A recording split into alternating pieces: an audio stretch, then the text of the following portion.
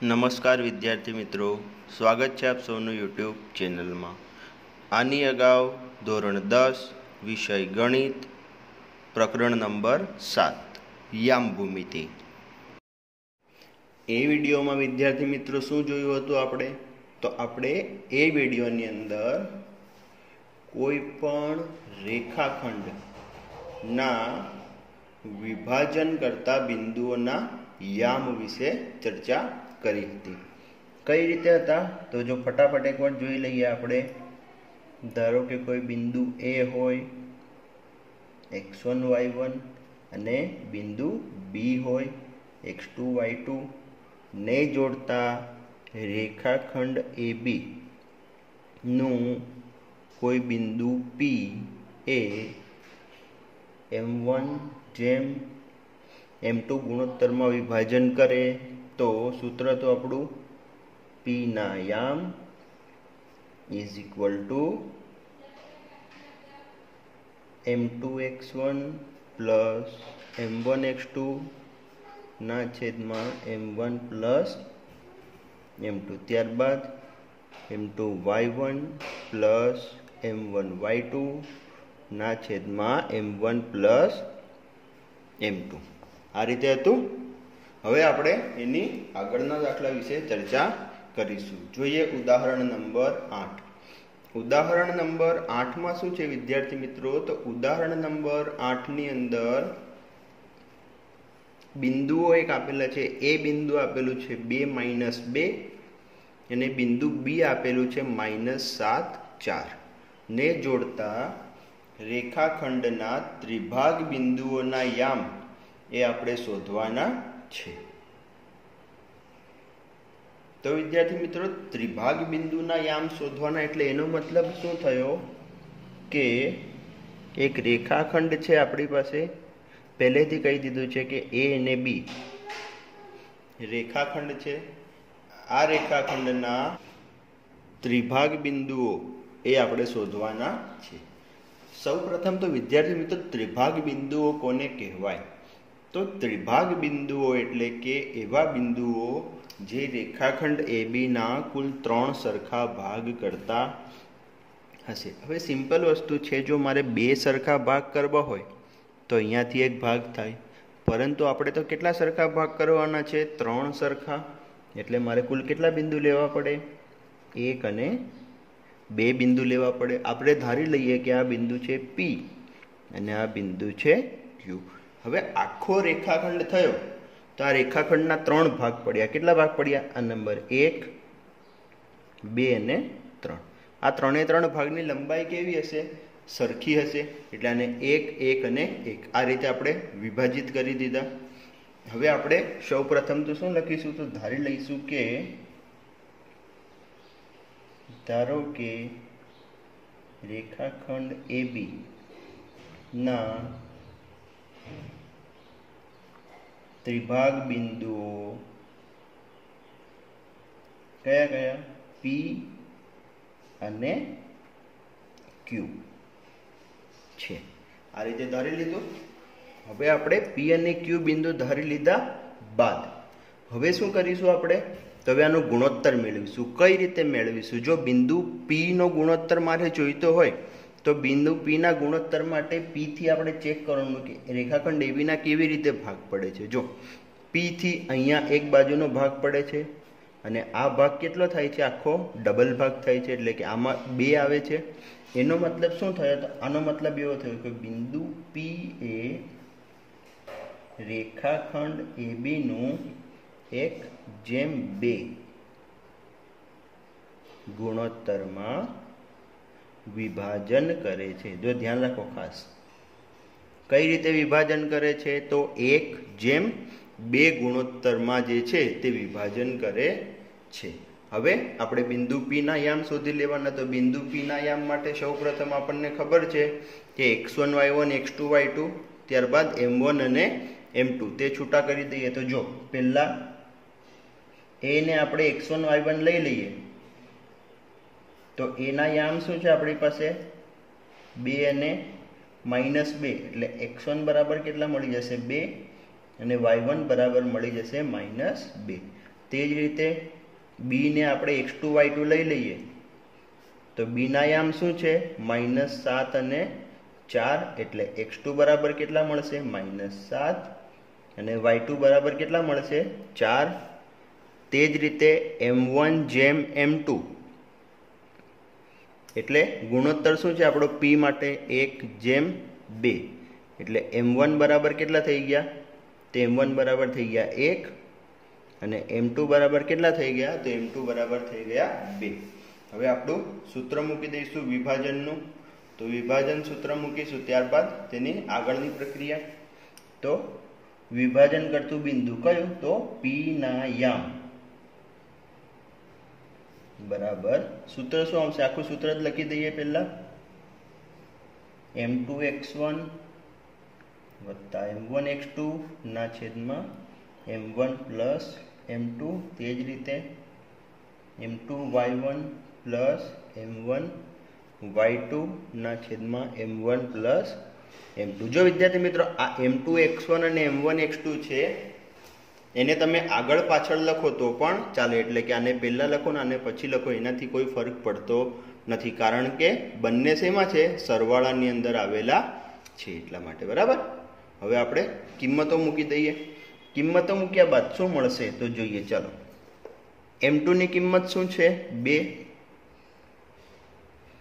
ત્યારબાદ x1 ની કિંમત શું છે તો એ પણ 2 પ્લસ m1 ની કિંમત 1 x2 ની કિંમત -7 અને છેદમાં m1 પ્લસ m2 એટલે 1 વત્તા 2. તે જ રીતે m2 ની કિંમત ફરી 2 y1 ની કિંમત છે -2 પ્લસ m1 ની કિંમત 1 અને y2 ની કિંમત 4 અને છેદમાં ફરી 1 વત્તા 2. આ રીતે થશે. હવે આગળ એનું સાદુરૂપ કરીશું તો શું થશે 2 દુ 4 અને 7 એકા -7 થઈ જશે અને છેદમાં 1 વત્તા 2 એટલે આ મળી જશે 3. તે જ રીતે અહીંયા થઈ જશે. જો અહીંયા શું થશે 2 દુ -4 પ્લસ 4 એકા 4 અને એના છેદમાં 3 આ રીતે થઈ જશે. હવે 4 - 7 કરીશું એટલે કેટલા મળશે -3 ના છેદમાં 3 અને આ +4 અને -4 એટલે 0 ના છેદમાં 3 આવું થઈ જશે. તો અહીંયાથી શું મળશે -1 અને 0. આ કોના યામ મળી ગયા તો વિભાજન કરતા બિંદુ p ના યામ. તો જો આપણે લખી દઈએ શું લખી દઈએ તો p ના યામ કેટલા મળ્યા છે આપણને -1 અને 0. આ p ના યામ મળી ગયા. જો હવે ફરી આપણે આપણી જે રેખાખંડ હતો એ રેખાખંડ જોઈ લઈએ. રેખાખંડ શું હતો આપણો તો આ રેખાખંડ હતો કે રેખાખંડ AB નું બિંદુ P કયા 1:2 ગુણોત્તરમાં વિભાજન કરે છે તો P ના યામ આપણને મળી ગયા હતા. હવે બિંદુ P અને બિંદુ B વચ્ચે કોણ છે બિંદુ Q છે. Q બિંદુ આપણે શોધવાનું છે તો તેના માટે એક સિમ્પલ વસ્તુ છે. જો Q બિંદુ પરથી રેખાખંડ PB માટે બંને બાજુ એક એક જોવાય છે એનો મતલબ શું થયો કે બિંદુ Q એ P અને B નું શું થઈ ગયું મધ્ય બિંદુ થઈ ગયું. તો P ના યામ આપણને મળી ગયા છે. B ના યામ છે આપણી પાસે તો શું કરી દઈશું PB નું મધ્ય બિંદુ માટે. તો હવે શું આવશે તો હવે આવું આવશે જો Q એ રેખાખંડ PB નું મધ્ય બિંદુ થાય. આ વસ્તુ ધ્યાન રાખવાની છે ખાસ. Q શું થશે રેખાખંડ PB નું મધ્ય બિંદુ થશે. તો જો P ના યામ તો આપણને મળે છે -1 0 અને B ના યામ શું છે આપણી પાસે તો -7 અને 4. આના પરથી સૂત્ર મૂકીએ તો Q ના યામ આપણી પાસે સૂત્ર હતું. સૂત્ર શું હતું તમને ધ્યાન હોય તો x1 + x2 ભાગ્યા 2 અને y1 + y2 ભાગ્યા 2. તે જ એટલે સિમ્પલ ભાષામાં સમજવું હોય તો શું કહેવાય x યામોનો સરવાળો ભાગ્યા 2 અને y યામોનો સરવાળો ભાગ્યા 2. હવે x યામનો સરવાળો એટલે -7 અને -1 એટલે -1 પ્લસ -7 ભાગ્યા 2 અને y યામોનો સરવાળો એટલે 0 + 4 ભાગ્યા 2। तो શું થઈ જશે? જો -1 અને -7 એટલે સરવાળો થશે -8 ભાગ્યા 2 અને 0 વત્તા 4 એટલે 4 ભાગ્યા 2। ફરી સાદુરૂપ થઈ જશે, છેદ ઉડી જશે તો શું થશે? 4 દુ 8 એટલે -4 અને 4 ભાગ્યા 2 એટલે 2। તો અહીંયાથી ક્યુના યામ કેટલા મળી ગયા આપણને? તો જો ક્યુના યામ મળી ગયા છે -4 અને 2। એ લખી દઈએ આપણે। શું મળી ગયું? તો ક્યુના યામ કેટલા મળ્યા? -4 અને 2। તો આ બંને બિંદુના યામ મળી ગયા કે જે રેખાખંડ AB નું ત્રિભાગ બિંદુઓ છે। તો ફાઇનલ આન્સર શું લખી નાખવાનો? તો ફાઇનલ આન્સર લખી નાખવાનો કે આમ બિંદુ P કયું? -1 0 અને બિંદુ Q કયું? -4 2 એ રેખાખંડ AB ના કયા બિંદુ છે? ત્રિભાગ બિંદુ છે। જો ફરી એકવાર આપણે પુનરાવર્તન કરી લઈએ તો શું હતું? ઉદાહરણ આપણું એવું હતું કે આપણે બિંદુઓ A 2 - 2 અને B -7 4 ને જોડતા રેખાખંડના ત્રિભાગ બિંદુઓના યામ શોધવાના હતા। એના માટે શું કર્યું? આપણે રેખાખંડ AB ડ્રો કર્યો, ત્યારબાદ P અને Q બે બિંદુ ધારી લીધા। એટલે શું ધારી લીધું? ધારો કે AB ના ત્રિભાગ બિંદુઓ કયા કયા? P અને Q છે। જો ત્રિભાગ બિંદુ હોય તો P Q એટલે કે P અને Q કેટલા? 1 2 ને 3 સરખા ભાગ કર્યાના। તો બિંદુ P માટે ગુણોત્તર લેવો હોય તો શું લેવાય? 1/2। જો આ જ રીતે તમારે વિદ્યાર્થી મિત્રો બિંદુ Q માટે ગુણોત્તર લેવો હતો તો Q માટે શું થતું? આ 2 ભાગ અને આ 1 ભાગ। એટલે Q માટે ગુણોત્તર લખતા તો શું લખતા તમે? 2/1। આ રીતે Q માટે પણ ગુણોત્તર લઈ અને પહેલા Q શોધી લો, ત્યારબાદ બિંદુ P એ AQ નું મધ્ય બિંદુ થાય તે રીતે બિંદુ P ના યામ પણ તમે એવી રીતે શોધવા હોય તે રીતે તમે શોધી શકો છો। બરાબર। હવે વિદ્યાર્થી મિત્રો આ ઉદાહરણ નંબર જે 8 કર્યું આપણે એના પરથી તમે સ્વાધ્યાય 7.2 જે છે એ સ્વાધ્યાય 7.2 નો દાખલા નંબર 2 જો કયો? ધ્યાન રાખજો, 7.2 નો દાખલા નંબર 2 એ સરળતાથી ગણી શકો છો। દાખલા નંબર 2 માં શું છે? તો જો દાખલા નંબર 2 ની અંદર બે બિંદુઓ આપેલા છે, એટલે કે 4 -1 અને -2 -3 આ બે બિંદુઓથી જોડતા રેખાખંડના ત્રિભાગ બિંદુઓના યામ આપણે શોધવાના છે। તો આના જેવું જ સેમ PQ ધારી લેશો। A બિંદુ આપી દેશો 4 -1, B બિંદુ આપી દેશો -2 -3। ત્યારબાદ આ રીતે જે ઉદાહરણ નંબર 8 કર્યું તે જ રીતે તમે એ દાખલો પણ સરળતાથી ગણી શકો છો। હવે જોઈશું વિદ્યાર્થી મિત્રો આપણે ઉદાહરણ નંબર 9। ઉદાહરણ નંબર 9 ની અંદર શું છે? તો ઉદાહરણ નંબર 9 ની અંદર એવું માંગ્યું છે કે y અક્ષ એ બિંદુઓ 5 - 6 અને -1 -4 ને જોડતા રેખાખંડનું કયા ગુણોત્તરમાં વિભાજન કરે છે તે શોધવાનું છે। અને આ છેદ બિંદુના યામ એટલે કે કયું બિંદુ હશે તે પણ આપણે શોધવાનું છે। જો બંને વસ્તુ શોધવાની છે, ગુણોત્તર પણ શોધવાના છે અને તે બિંદુનું યામ શું છે તે પણ આપણે શોધવાનું છે। તો જો સૌપ્રથમ ધારી લઈશું કે ધારો કે y અક્ષ પરનું કોઈ બિંદુ, જો હવે સિમ્પલ વસ્તુ છે, y અક્ષ પરનું બિંદુ હશે તો તે બિંદુના યામ કેવા હશે? તો તેનો x યામ 0 હશે, એટલે કે 0 y a।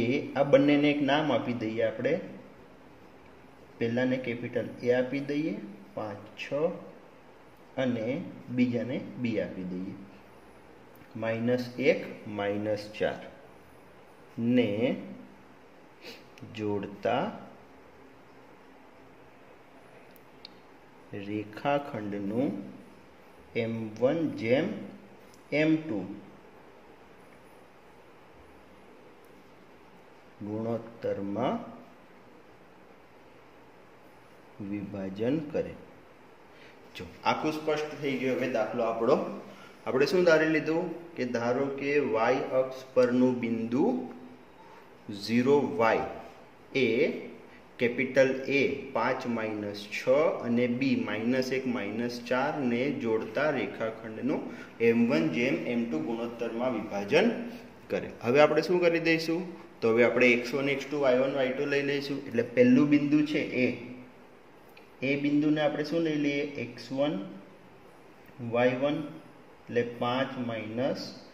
તો અહીંયાથી x1 બરાબર કેટલા મળશે? 5. y1 બરાબર મળશે -6. તે જ રીતે બીજું બિંદુ B એને આપણે લઈ લઈએ x2 y2 એટલે શું થઈ જશે? -1 -4. એટલે x2 કેટલા મળશે આમાંથી? -1 ને y2 કેટલા મળશે? -4. આ રીતે થઈ જશે. જો હવે શું કરી દઈશું આપણે? તો હવે m1 અને m2 તો છે જ આપણી પાસે, એટલે હવે યામ પરથી કરી દઈશું. તો વિભાજન કરતું બિંદુ કયું હતું? આ વાળું. એટલે કે સૂત્ર આવી જશે 0y. અને જો આપણે બિંદુ P નામ આપી દઈએ તો P0y ઇઝ ઇક્વલ ટુ સૂત્ર આપણે મૂકી દઈશું. કયું સૂત્ર આપણું? m1x2 પ્લસ m2x1 ના છેદમાં m1 પ્લસ m2. ત્યારબાદ m1y2 પ્લસ m2y1 ના છેદમાં m1 પ્લસ m2. આ રીતે કરી દઈશું. હવે કિંમતો મૂકી દઈએ તો m1 ની m2 ની કિંમતો તો છે નથી આપણી પાસે, એને એમનું એમ રહેવા દઈશું. એટલે m1 x2 ની કિંમત શું છે? તો x2 ની કિંમત છે -1 પ્લસ m2 એ તો એમના એમ જ. x1 ની કિંમત શું છે? તો 5 અને છેદમાં ફરી m1 પ્લસ m2. ત્યારબાદ ફરી m1 ની કિંમત એમની એમ, y2 ની કિંમત છે -4 પ્લસ m2 ની કિંમત શું છે? તો m2 ની તો છે નથી, તો m2 એમના એમ. અને y1 ની કિંમત છે -6 અને છેદમાં ફરી m1 પ્લસ m2 અને સામે શું છે? તો 0y. હવે જો વિદ્યાર્થી મિત્રો આપણે આની અંદર જે x અને y આમ છે બંને બાજુના, એ બંનેને વારાફરતી સરખાવવાના છે. અને તે બંનેને સરખાવતા આપણને જે આપણો જવાબ છે તે સરળતાથી મળી જશે. જો સૌપ્રથમ શું કરીએ આપણે? સૌપ્રથમ આપણે x આમને સરખાવીએ તો તેના પરથી આપણને કયો ગુણોત્તર માંગ્યો છે તે આપણને મળી જશે. જો કઈ રીતે કરીશું? તો બંને બાજુથી x યામ સરખાવતા. જો ધ્યાન રાખો કયો યામ સરખાવવાનો છે આપણે? તો x યામ સરખાવતા. x યામને સરખાવીએ તો શું થશે? x યામ આ બાજુ 0 છે ને આ બાજુ આ છે, તો 0 ઇઝ ઇક્વલ ટુ, જો અહીંયા ગુણાકાર કરી દઈએ m1 અને -1 એટલે -m1 આ થઈ જશે 5m2. ત્યારબાદ અહીંયા છે m1 પ્લસ m2 આ તો એમના એમ જ રહેશે. હવે શું થશે? તો m1 પ્લસ m2 જે છે આ બાજુ જતા રહેશે, તો આના પરથી શું થશે? અહીંયા ગુણાઈ જશે તો 0 થઈ જશે. અને એના પરથી શું મળશે? તો માત્ર -m1 પ્લસ 5m2 આ રીતે મળશે. હવે -m1 છે ને આપણે આ બાજુ લઈ આવીશું તો પ્લસ m1 થઈ જશે. તો શું મળશે અહીંયાથી? તો m1 is equal to 5m2 આવું થઈ જશે. હવે ગુણોત્તર મેળવવાનો છે તો m2 ને આ બાજુ આપણે છેદમાં લઈ આવીએ તો અહીંયાથી શું મળશે? આવું મળશે m1/m2 બરાબર 5. અને છેદમાં કશું નથી તો એના છેદમાં શું લઈ શકીએ આપણે? 1 લઈ શકીએ. એટલે આપણો ગુણોત્તર જો મળી ગયો m1/m2 કેટલા મળ્યા? m1/m2 5/1. એટલે આપણો જે ગુણોત્તર માંગ્યો હતો એ ગુણોત્તર આપણને અહીંયા મળી ગયો છે. હવે કયો યામ સરખાવી દઈશું? તો હવે y યામ સરખાવી દઈશું. તો જો બંનેનો y યામ સરખાવીએ તો શું થશે? અહીંયા સરખાવી દઈએ બંનેનો y યામ સરખાવતા. y યામ સરખાવીશું તો બંને બાજુ, પહેલી બાજુ તો શું છે? જો અહીંયા y રહેશે એટલે આ y તો એમના એમ જ. ત્યારબાદ સામેની બાજુ જો m1 ઇન્ટુ -4 એટલે આને શું થાય? -4m1 આવું થઈ જશે. ત્યારબાદ m2 અને -6 એટલે -6m2 આવું થઈ જશે અને છેદમાં તો m1 + m2 છે જ. હવે અહીંયા જો વિદ્યાર્થી મિત્રો m1 જેમ m2 બરાબર 5 જેમ 1 છે એટલે અહીંયાથી m1 કેટલા થયા 5 અને m2 કેટલા થયા 1. આ બંનેની કિંમત જે છે એ આપણે અહીંયા મૂકી દઈશું. તો જો -4 m1 ની કિંમત કેટલી છે તો 5 -6m m2 ની કિંમત છે 1 અને છેદમાં m1 + m2 એટલે 5 + 1 આવું થઈ જશે. જો અહીંયા થશે 4 × 5 = 20 ત્યાં થશે -6 × 6 અને છેદમાં કેટલા થઈ જશે 5 ને 1 6 એટલે કેટલા થશે -26/6. આ મળશે આપણને. ત્યારબાદ શું થઈ જશે આનો છેદ ઉડી જશે 2 એ છેદ ઉડશે 13 દુ 26 અને 2 તરી 6 આ રીતે થઈ જશે. તો કેટલા મળી ગયા તો -13/3. આ શું મળી ગયું y ની કિંમત મળી ગઈ. એટલે આના પરથી તમે ફાઇનલ જવાબ લખી શકો છો. શું જવાબ લખી શકો છો તો y અક્ષ પરનું બિંદુ. જો આ જવાબ છે અહીંયા ધ્યાન રાખજો. y અક્ષ પરનું બિંદુ કયું બિંદુ y આપણી પાસે 0y હતું એટલે 0 તો એમના એમ રહેશે અને y એટલે -13/3 એ રેખાખંડ AB નું કયા ગુણોત્તરમાં તો 5:1 ગુણોત્તરમાં વિભાજન કરે છે. આ રીતે તમે વિદ્યાર્થી મિત્રોનો જે ફાઇનલ જવાબ છે તે સરળતાથી ગણી શકો છો.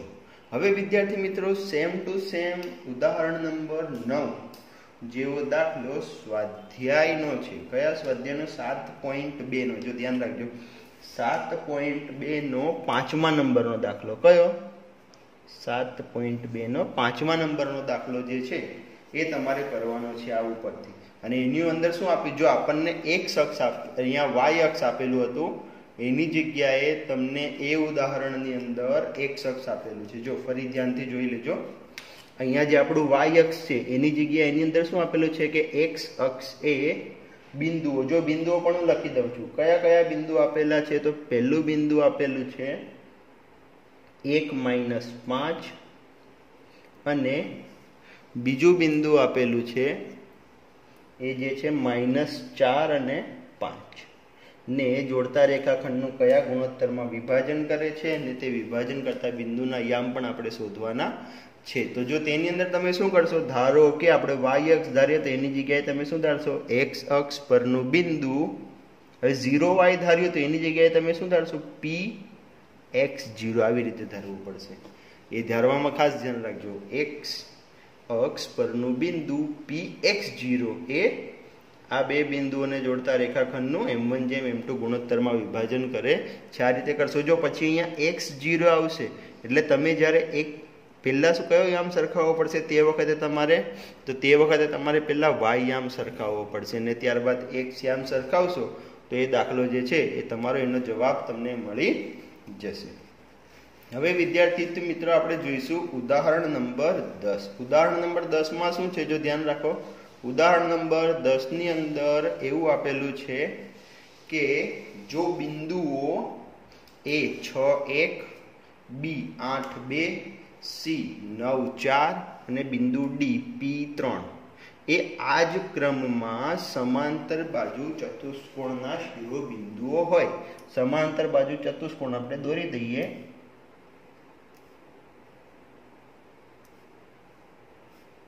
a b c અને d સમાંતર બાજુ ચતુષ્કોણના શિરોબિંદુઓ થઈ ગયા. તો શું માંગ્યું છે તો p ની કિંમત શોધો એવું કીધું છે આપણને. બરાબર. તો હવે આના પરથી એક વસ્તુ થઈ જાય અહીંયા વિકર્ણો થાય અને આપણને ખબર છે કે સમાંતર બાજુ ચતુષ્કોણના વિકર્ણો હશે તે એકબીજાને કયા બિંદુમાં છેદતા હશે મધ્ય બિંદુમાં છેદતા હશે. એટલે ધારો કે અહીંયા કોઈ બિંદુ p મળતો હોય તો એ બિંદુ કેવું હશે AC નું પણ મધ્ય બિંદુ હશે અને BD નું પણ મધ્ય બિંદુ હશે. હવે આપણે આના ઉપરથી સરળતાથી ગણી શકીએ છીએ. કઈ રીતે ગણી લઈશું તો જો આવી રીતે કરીશું. બંનેનું મધ્ય બિંદુ એક જ હશે તો આના ઉપરથી આવું લખી શકીએ આપણે કે વિકર્ણ એસી નું મધ્ય બિંદુ ઇઝ ઇક્વલ ટુ વિકર્ણ બીડી નું મધ્ય બિંદુ. આ બંનેનું મધ્ય બિંદુ સરખા જ હશે. મધ્ય બિંદુના યામ આપણે સૂત્ર મૂકી દઈશું. જો એ અને સી ના મધ્ય બિંદુના યામ મૂકવા હશે તો આપણે શું કરશું? એ ના એક્સ અને સી ના એક્સ યામનો સરવાળો ભાગ્યા 2 અને વાય યામનો સરવાળો ભાગ્યા 2. તો એ અને સી ની કિંમત આપણી પાસે અહીંયા છે. જો આનો એ નો એક્સ યામ એટલે 6 વત્તા સી નો એક્સ યામ એટલે 9 ભાગ્યા 2. ત્યારબાદ વાય યામોનો સરવાળો, એ નો વાય યામ એટલે 1 વત્તા સી નો વાય યામ એટલે 4 ભાગ્યા 2. આવું થઈ જશે. ઇઝ ઇક્વલ ટુ બીડી નું મધ્ય બિંદુ, બી અને ડી નું મધ્ય બિંદુ, તો બી નો એક્સ યામ 8 વત્તા ડી નો એક્સ યામ પી, અને એના છેદમાં શું થઈ જશે? અહીંયા 2. ત્યારબાદ વાય યામ માટે તો બી નો વાય યામ 2 અને આનો વાય યામ 3 અને એના ભાગ્યા 2. સાદુરૂપ કરી દઈશું. જો અહીંયા કેટલા થશે? 9 ને 6 15 ભાગ્યા 2. ત્યારબાદ અહીંયા 4 ને 1 5 ભાગ્યા 2 ઇઝ ઇક્વલ ટુ, આનો તો સરવાળો થાય ને એટલે 8 વત્તા પી એમના એમ રહેશે ભાગ્યા 2 અને અહીંયા થઈ જશે ફરી 5 ભાગ્યા 2. જો બંનેના વાય યામ તો સરખા આવી ગયા. હવે આપણે એક્સ યામ સરખા લાવવા હોય તો એ બંનેને સરખાવવા પડશે. એટલે શું કરીશું અહીંયાથી? તો એક્સ યામ સરખાવતા. જો ધ્યાન રાખો ખાસ, કયા યામ સરખાવવાના છે? આપણે અહીંયાથી એક્સ યામને સરખાવી દઈશું. જો એક્સ યામને સરખાવશું તો શું થશે? અહીંયાથી 15 ભાગ્યા 2 ઇઝ ઇક્વલ ટુ 8 વત્તા પી ભાગ્યા 2. આવું થશે. બંને બાજુથી 2 2 કેન્સલ થઈ જશે. એટલે શું મળશે અહીંયાથી? તો આવું મળશે 15 બરાબર 8 વત્તા પી. આવું મળશે. 8 કે આ બાજુ આવી જશે એટલે શું થશે? 15 ઓછા 8 બરાબર પી. તો પી ની કિંમત કેટલી મળશે? 15 માંથી 8 જાય તો મળી જશે 7. એટલે જે આપણે કિંમત શોધવાની હતી પી ની કિંમત કેટલી મળી ગઈ આપણને? 7 મળી ગઈ છે. જો ફરી એકવાર જોઈ લઈએ, આપણને 4 શિરોબિંદુ આપેલા છે.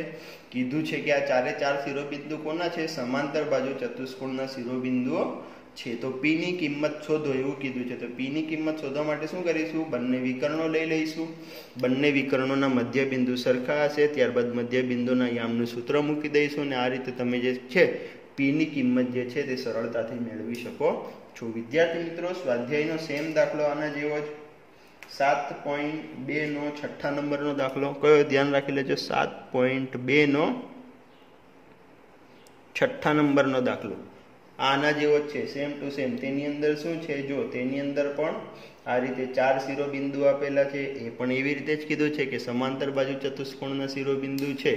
તો તેના ઉપરથી તમે શું શોધવાનું છે? એની અંદર એક્સ અને વાય 2 કિંમત શોધવાની છે. ધ્યાન રાખો, એક્સ અને વાય 2 કિંમતો શોધવાની છે. એટલે તેની અંદર શું કરવું પડશે? તમારે એક્સ યામ પણ સરખાવવો પડશે અને વાય યામ પણ સરખાવવો પડશે. તે રીતે બંને કિંમતો સરખાવી અને તમે સરળતાથી જે છે 7.2 નો 6 દાખલો એ તમે સરળતાથી ગણી શકો છો.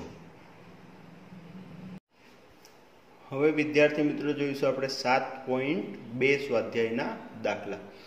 આની અંદર વિદ્યાર્થી મિત્રો આગળના જે દાખલા છે, પહેલો, બીજો, ચોથો, પાંચમો અને છઠ્ઠો, એ દાખલા તમે જે રીતે અગાઉ બતાવ્યું તે પ્રમાણે ઉદાહરણના દાખલા ઉપરથી સરળતાથી ગણી શકો છો. હવે આપણે જોઈશું 7.2 ના દાખલા નંબર 7, 8, 9 અને 10. આ દાખલા આપણે જોવાના છે. સૌ પ્રથમ જોઈએ વિદ્યાર્થી મિત્રો દાખલા નંબર 7.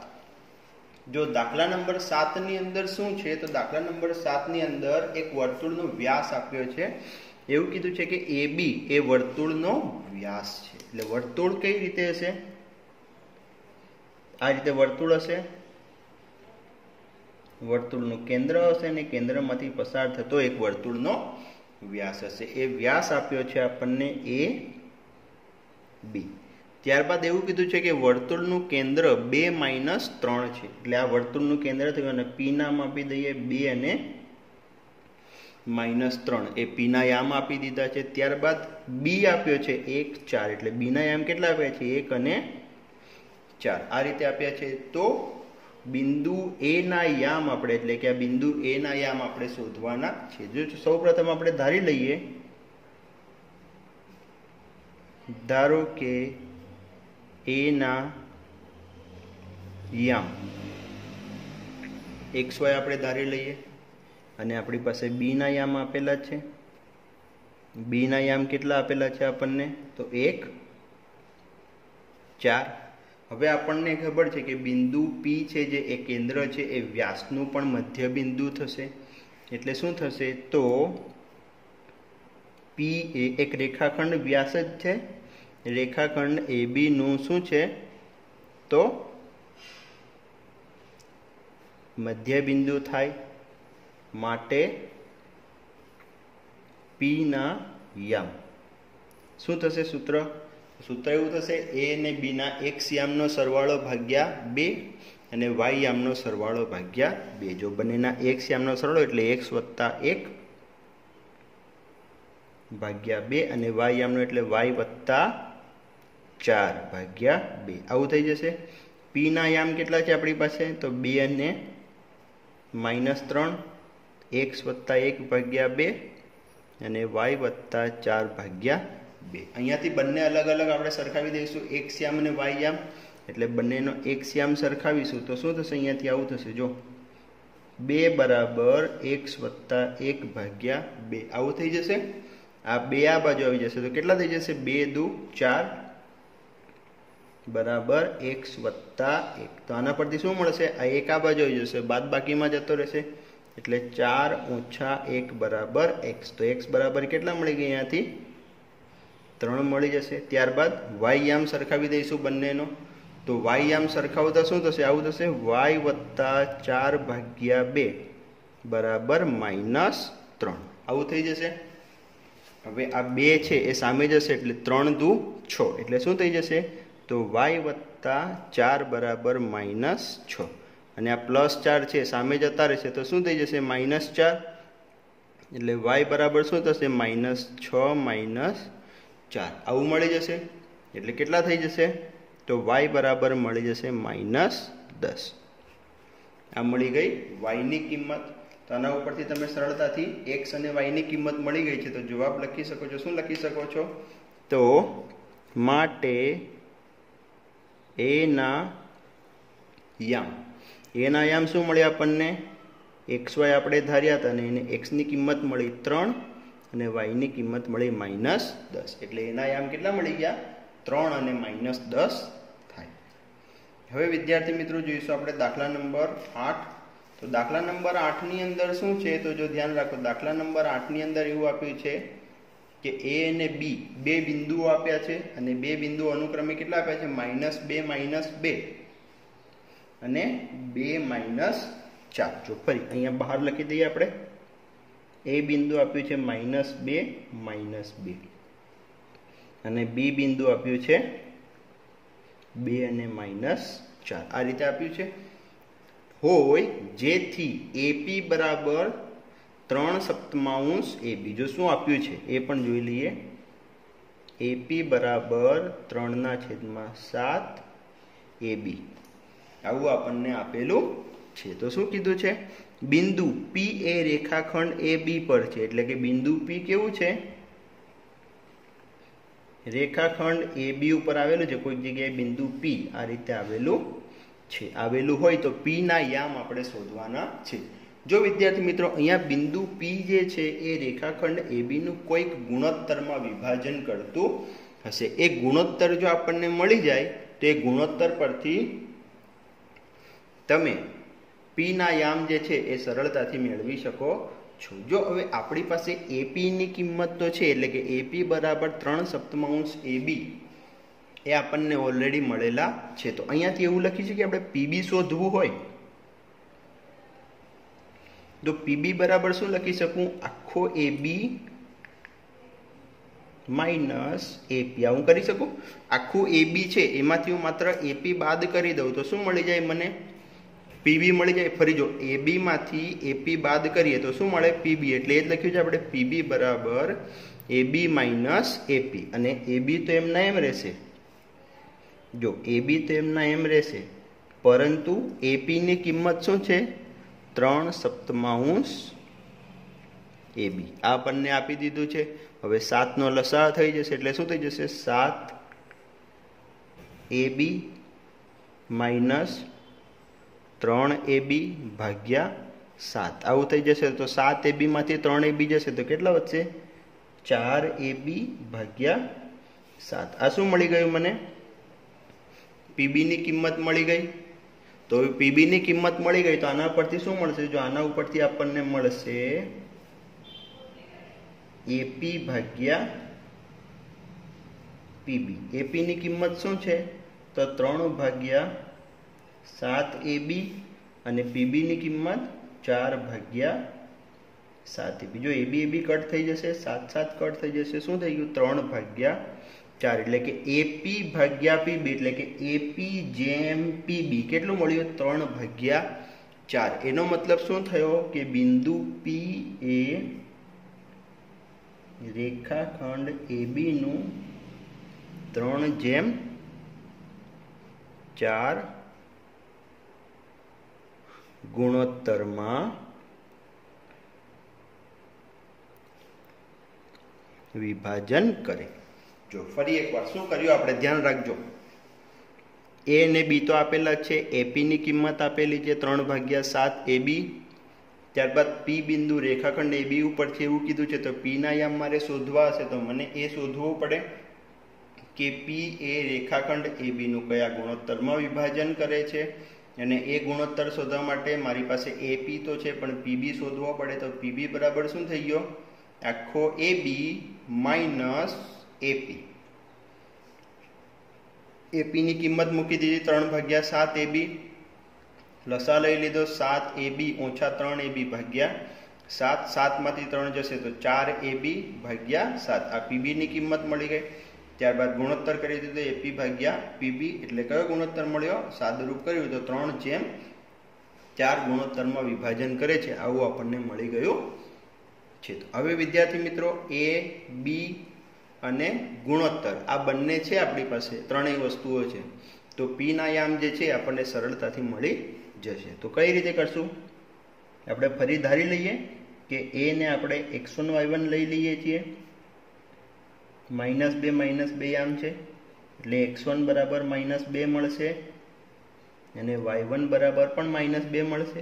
ત્યારબાદ ફરી બી જે છે એને x2 y2 લઈ લઈશું એટલે b બરાબર શું થઈ જશે? x2 y2 એટલે bx2 y2 આ રીતે થશે. અને b ના યામ શું છે આપણી પાસે? તો b ના યામ છે 2 અને -4. તો x2 બરાબર 2 અને y2 બરાબર -4. ત્યારબાદ m1 જેમ m2 ગુણોત્તર લઈ લે અને ગુણોત્તર શું છે? તો 3/4 એટલે m1 કેટલા મળી ગયા? 3 અને m2 કેટલા મળી ગયા? 4. હવે આપણું સૂત્ર મૂકી દઈશું. સૂત્રની અંદર કિંમતો મૂકી દઈશું.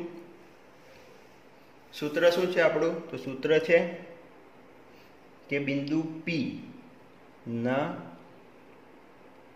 યામ બરાબર m1x2 પ્લસ m2x1 ના છેદમાં m1 પ્લસ m2. ત્યારબાદ ફરી m1y2 પ્લસ m2y1 ના છેદમાં m1 પ્લસ m2 આ રીતે છે. હવે m1 અને x2 કિંમતો મૂકતા જઈશું વારાફરતી. m1 ની કિંમત કેટલી છે? 3. x2 ની કિંમત કેટલી છે? 2 પ્લસ ફરી m2 ની કિંમત છે 4. x1 ની કિંમત છે -2 અને છેદમાં m1 પ્લસ m2 એટલે 3 વત્તા. તે જ રીતે m1 ની કિંમત છે આપણી પાસે ફરી 3. y2 ની કિંમત છે કેટલી?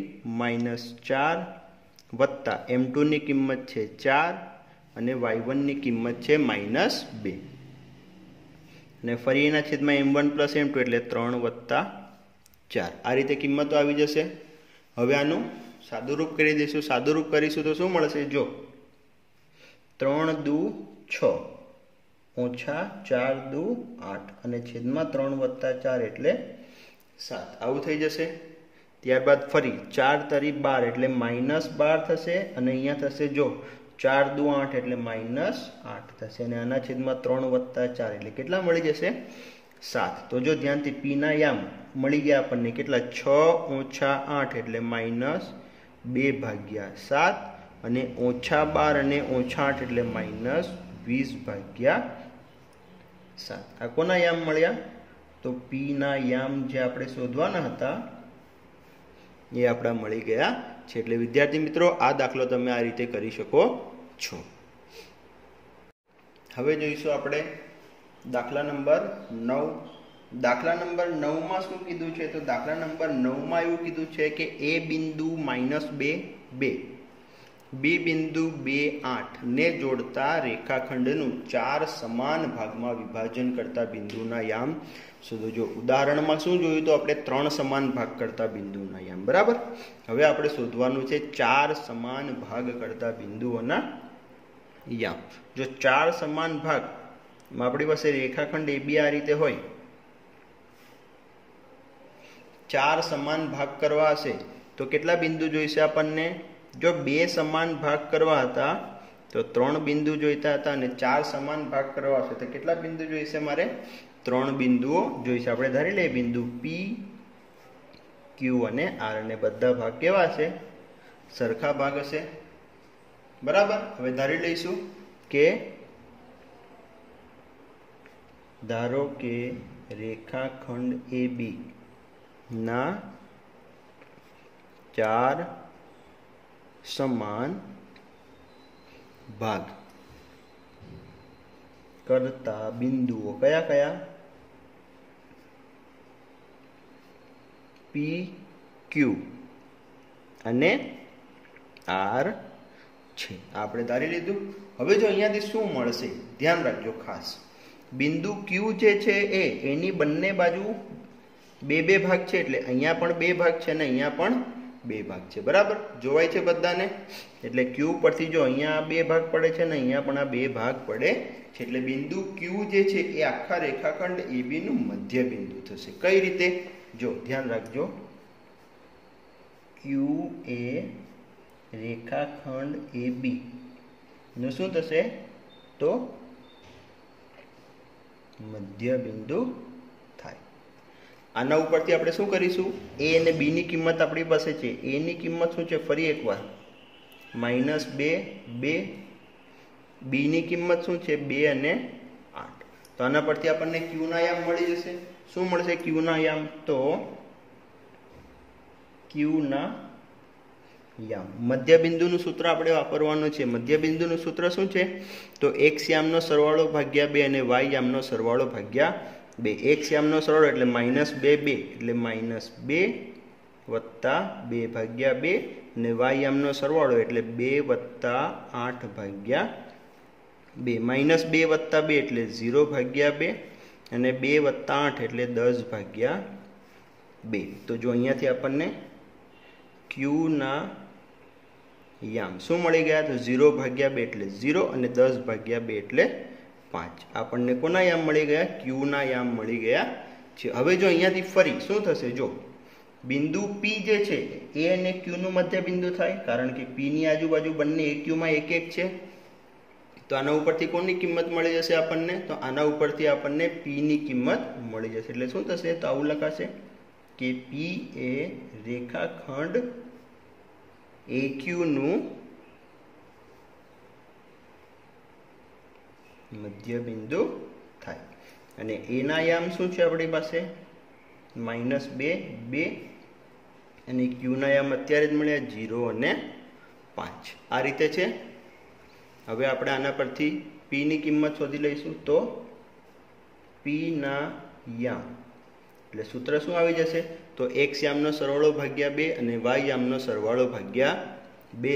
x યામનો સરવાળો એટલે -2 વત્તા 0 ભાગ્યા 2 અને y યામનો સરવાળો એટલે 2 વત્તા 5 ભાગ્યા 2 એટલે -2 વત્તા 0 ભાગ્યા 2 એટલે શું થઈ જશે? -2 ભાગ્યા 2 અને 2 વત્તા 5 એટલે કે 7 ભાગ્યા 2. જો 2 2 તો ઉડી જશે તો p ના યામ ફાઇનલી આપણને શું મળશે?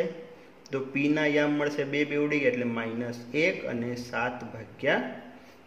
આ રીતે વિદ્યાર્થી મિત્રો કોના યામ મળી ગયા આપણને? પી ના યામ મળી ગયા છે. હવે આર ના યામ શોધવા માટે તો જો ફરી એકવાર આર ના યામ શોધવા માટે આપણી ફિગર પર જવું પડશે.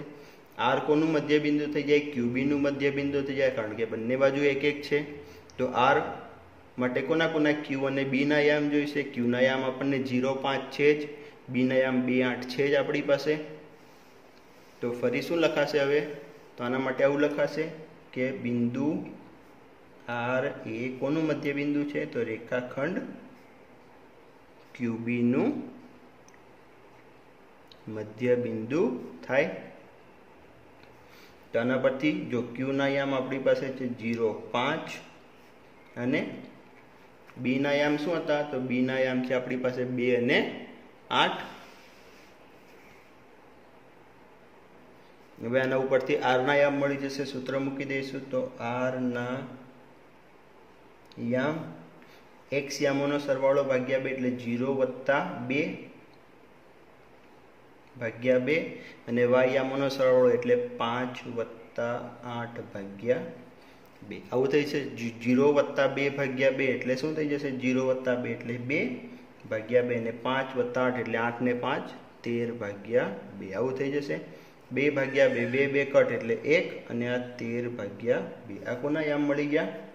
તો આર ના યામ આપણને શું મળ્યા? 1 અને 13 ભાગ્યા 2. તો આ રીતે પી ક્યુ અને આર ત્રણના યામ મળી ગયા છે આપણને. તો આના ઉપરથી આપણે ફાઇનલ જવાબ શું લખી શકીએ? તો આના ઉપરથી ફાઇનલ આપણે જવાબ એ રીતે લખી શકીએ કે રેખાખંડ AB ના 4 સમાન ભાગ કરતા બિંદુઓ કયા કયા છે? 4 સમાન ભાગ કરતા બિંદુઓ. તેમાંથી પહેલું બિંદુ મળ્યું આપણને, જો ક્રમશઃ લખીએ તો પી ક્યુ આર ધાર્યા હતા. પી ના યામ મળ્યા -1 7/2. ક્યુ ના યામ આપણને કેટલા મળ્યા? 0 અને 5 અને આર ના યામ કેટલા મળ્યા? 1 અને 13/2 છે. આ રીતે વિદ્યાર્થી મિત્રો જે છે દાખલા નંબર 9 એ તમે સરળતાથી ગણી શકો છો. જો વિદ્યાર્થી મિત્રો હવે તમારે ખાસ ધ્યાન એ રાખવાનું છે કે રેખાખંડના કેટલા ભાગ કરવાના છે, બરાબર? એ ભાગ ઉપરથી તમે આ દાખલો જે છે આ પ્રકારના દાખલા ગણી શકો છો. એક દાખલો આપણે જોયો 3 સમાન ભાગ કરતા બિંદુઓ માટે. આ દાખલો જોયો આપણે 4 સમાન ભાગ કરતા બિંદુઓ માટે. તે જ રીતે 2 સમાન ભાગ કરતા બિંદુઓનો પણ પૂછાઈ શકે, 5 સમાન ભાગ કરતા બિંદુઓનો પણ યામ શોધવાનો દાખલો જે છે એ તમને પૂછાઈ શકે. તો એ રીતે વિદ્યાર્થી મિત્રો તમે આ દાખલા કરી શકો છો. હવે વિદ્યાર્થી મિત્રો જોઈશું આપણે દાખલા નંબર 10. દાખલા નંબર 10 ની અંદર શું છે? તો દાખલા નંબર 10 ની અંદર સમબાજુ ચતુષ્કોણના ક્રમિક શિરોબિંદુ આપેલા છે, બરાબર? તો પહેલા તો આપણે ધારી લઈશું આને. સમબાજુ ચતુષ્કોણ ડ્રો કરી દઈએ. એટલે કે એવું ચતુષ્કોણ કે જેની 4 4 બાજુઓના માપ કેવા હશે? સરખા હશે. A B C અને D. અને આપણે ધારીને લખતા જ પહેલું બિંદુ આપણે A ધારી લઈએ તો A થઈ જશે 3 0. બીજું B ધારી લઈએ 4 5. ત્રીજું C ધારી લઈએ -1 4 અને છેલ્લું D ધારી લઈએ -2 -1, બરાબર? હવે લખી દઈએ. તો ધારો કે કયું ચતુષ્કોણ છે? તો સમબાજુ ચતુષ્કોણ ABCD છે અને એના યામ લખીને આવીએ. તો એના યામ શું આપણે ધાર્યા? 3 1 એટલે 3 0. બી ના યામ છે 4 5. સી ના યામ છે -1 4 અને ડી ના યામ છે -2 -1, બરાબર? હવે આપણે શું શોધવાનું છે? તો આ સમબાજુ ચતુષ્કોણનું ક્ષેત્રફળ. જો શું શોધવાનું છે? ક્ષેત્રફળ શોધવાનું છે. વિદ્યાર્થી મિત્રો દાખલાની અંદર તમને સૂત્ર આપેલું જ છે. સમબાજુ ચતુષ્કોણના ક્ષેત્રફળનું સૂત્ર શું કીધું છે? તો સમબાજુ ચતુષ્કોણનું ક્ષેત્રફળ બરાબર 1/2 અને તેના વિકર્ણોનો ગુણાકાર. આ સૂત્ર તમને આપી દીધું છે. હવે 1/2 અને તેના વિકર્ણો, હવે આપણું ચતુષ્કોણ ABCD છે તો તેના વિકર્ણો શું થઈ જશે? AC અને BD થઈ જશે. એટલે તમારે શોધવું શું પડશે? તો AC ની લંબાઈ શોધવી પડશે અને BD ની લંબાઈ શોધવી પડશે. અને લંબાઈ શોધવા માટે તો આપણને ખબર છે, અંતર સૂત્રનો ઉપયોગ કરીશું. તો જો પહેલા આપણે AC માટે તો A ના યામ અને C ના યામ લખી નાખીશું. A ના યામ શું છે આપણી પાસે? તો 3 0, એટલે A ના યામ છે 3 0. ત્યારબાદ B ના યામ શું છે આપણી પાસે? C ના યામ શું છે આપણી પાસે? તો -1 4. આ રીતે છે. હવે AC ની કિંમત શોધવી હોય તો AC બરાબર શું થશે? સૂત્ર આવશે વર્ગમૂળમાં એક યામોનો તફાવત, એટલે 3 - 1 વર્ગ વત્તા 0 - 4 વર્ગ. આવું થઈ જશે. હા, તો આના પરથી શું મળશે આપણને? જો 3 - 1 એટલે ઓછા વત્તા, એટલે 3 + 1 એટલે કેટલા થઈ જશે? 4. અને 4 વર્ગ એટલે કેટલા થઈ જશે? 16. ત્યારબાદ 0 - 4 વર્ગ તો ફરી 16 કેટલા થશે? 16 ને 16 એટલે 32. 32 એટલે વર્ગમૂળમાં શું કહે? 16 × 2 = 32. 16 નું વર્ગમૂળ 4 એટલે 4 વર્ગમૂળમાં 2. આ કોની કિંમત મળી ગઈ? AC ની કિંમત આપણને 4 વર્ગમૂળમાં 2 મળી ગઈ છે. તે જ રીતે આપણે હવે શું શોધી લઈશું? વિકર્ણ BD શોધી લઈશું. તો વિકર્ણ BD માટે તો BD માટે B ના યામ શું હતા આપણી પાસે? 4 5. અને D ના યામ શું હતા? તો -2 - 1. આપણી પાસે D ના યામ હતા. તો BD ની કિંમત શોધવું હોય તો BD નું સૂત્ર મૂકીશું. સૂત્ર શું આવશે? તો વર્ગમૂળમાં એક યામોનો તફાવત. એક યામોનો તફાવત એટલે શું થશે? તો 4 - -2. જો 4 -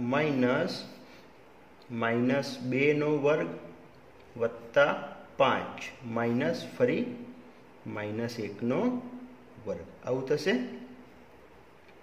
જો 4 - -2 એટલે માઇનસ પ્લસ થઈ જશે અહીંયા. તો એટલે શું છે? 4 + 6 વર્ગ એટલે કેટલા થશે?